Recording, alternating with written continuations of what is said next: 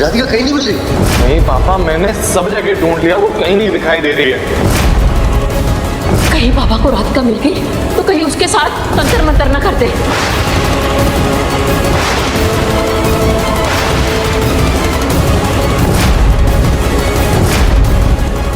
राधिका फंस चुकी है बाबे के जाल में। बहुत ही खतरा है राधिका के लिए। सारे घर वाले ढूंढ ढूंढ कर उसको पागल हो चुके हैं और एक दूसरे से पूछते हैं कि आपने राधिका को देखा? तो किसी घर वाले को पता भी नहीं कि राधिका कहाँ है। सब बोलते हैं कि कहीं बाबे के जाल में फंस चुकी है। जिस कमरे में राधिका छुपी हुई है उसी कमरे में बाबा पहुंच चुका है और बाबा अब राधिका को नहीं छोड़ने वाला है, क्योंकि राधिका उसके जाल में फंस चुकी है। अब बाबा ढूंढते ढूंढते जाएगा राधिका के पास। अब राधिका जिस जगह पे खड़ी हुई है वहां से वो थोड़ी सी गायब हो जाएगी। आप देखते रहिए हमारे साथ, चलते रहे न्यू प्रोमो के साथ। मेरे चैनल को लाइक और सब्सक्राइब कर लीजिए।